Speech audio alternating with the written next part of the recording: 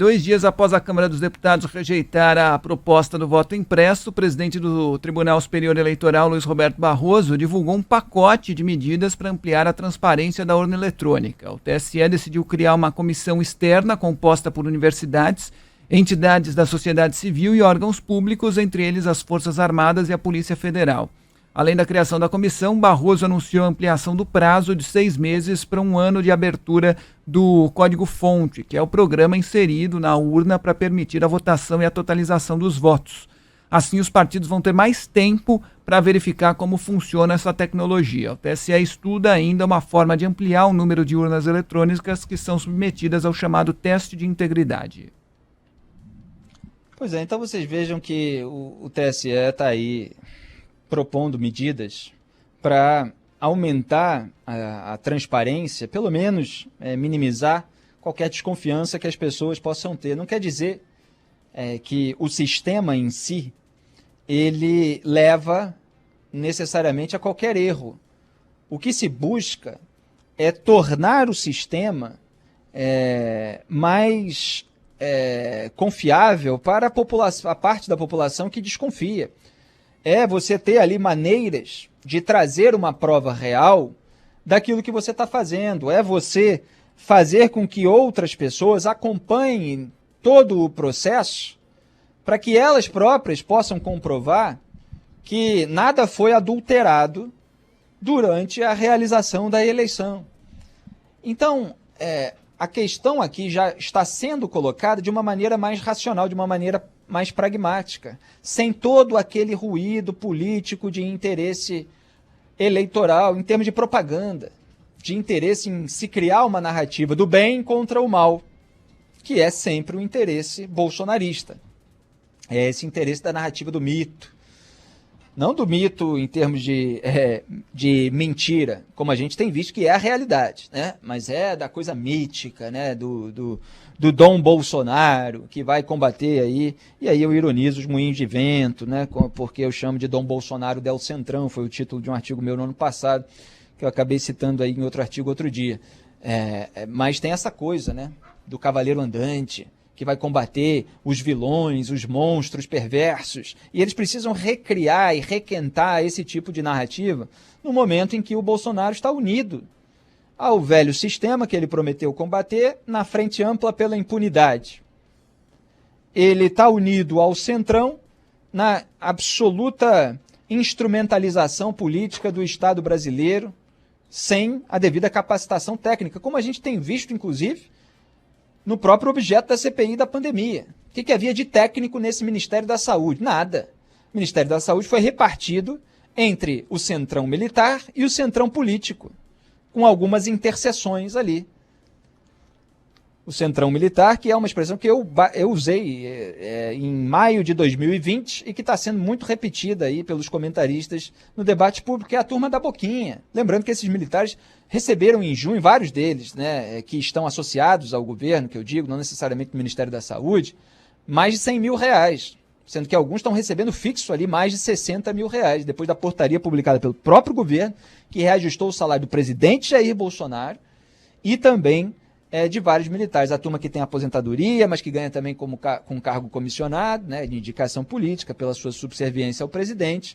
Aí vai somando e aí você vê esse pessoal defender, passar pano,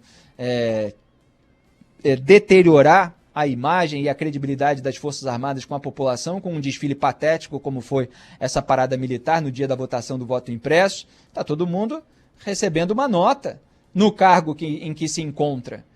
O Braga Neto, e vários outros ali. Luiz Eduardo Ramos, tem uma lista aí de militares na imprensa, as notícias a respeito do chamado teto duplex, né?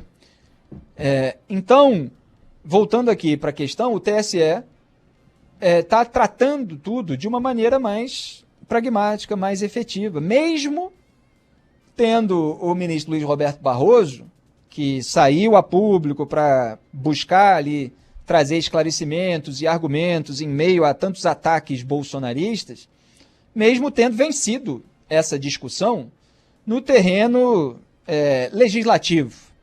Não quer dizer que a discussão está não tenha um efeito político eleitoral, porque, como se mostrou depois da decisão que derrubou o voto impresso, Jair Bolsonaro vai continuar, já continuou, e certamente vai continuar investindo nessa narrativa até a eleição de 2022. E se ele perder, o que ele teme miseravelmente, ele vai fazer as acusações de fraude, vai dizer que não é confiável, etc., mesmo ele tendo sido eleito deputado federal e até presidente da República por meio das urnas eletrônicas. E é absolutamente natural que aquelas pessoas que desconfiavam, como o Kim Kataguiri declarou, porque o PT estava tendo seguidos mandatos, estava nomeando ministros para os tribunais superiores, inclusive com a atuação do Dias Toffoli no TSE, que as pessoas, depois da eleição do Bolsonaro, falaram, bom, se o Bolsonaro pode ser eleito presidente, então qualquer um consegue ganhar mesmo com urnas eletrônicas.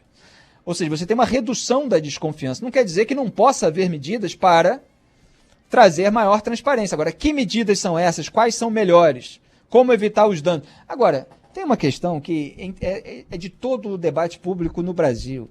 Quando a gente coloca a complexidade da realidade e vai traçando ali todos os elementos, a gente acaba com o sonho encantado das mentes provincianas e deslumbradas que têm aquele senso de pertencimento a um grupo, à tribo, como se estivessem representando o bem contra o mal. Porque para eles é tudo uma enquete de rede social, é a favor ou contra, sim ou não. Não existe uma realidade na qual certas medidas precisam ser implementadas e na qual existe uma série de riscos em relação à implementação daquela medida. Então, se você tem um problema de impressão, se você tem um problema de uma pessoa que está querendo contar o voto de uma maneira indevida, está querendo esconder comprovante na hora da contagem manual, mesmo com fiscalização, se essa pessoa faz isso, como é que você resolve o problema? Se ela bota ali no bolso e tal, vai ter alguma maneira de se fotografar, de se fiscalizar, de gerar problema no transporte, roubo de carga, atuação de milícia, de quadrilha, tudo isso foi colocado pelo TSE, porque o bolsonarismo, de um modo geral, estava só atacando, fazendo ataques pessoais contra o Barroso, e aqueles que estavam cuidando do texto ficaram mudando o texto sem parar em cima da hora, porque justamente não tinham feito um estudo preparatório para traçar ali questões técnicas de maneira a trazer maior transparência para as urnas. Agora, serviu de cortina de fumaça para todo o resto. Jair Bolsonaro está lá deixando o Centrão aprovar fundão eleitoral, fundo partidário, orçamento secreto, né, no qual eles bebem, orçamento paralelo, emenda cheque em branco, alvo aí da CPI da pandemia, está andando de novo investigação de peculato em gabinete, então ele vai lá, voto impresso, somos a verdadeira direita e tal, sendo que lá nos Estados Unidos o problema é o voto impresso por correspondência, que a direita americana acusa de fraude. Então não é uma pauta ideológica, não tem nada a ver com direita e esquerda isso. Mas eles tentam tudo se limpar, somos a direita boazinha contra a esquerda malvada. E a realidade é muito mais complexa do que isso.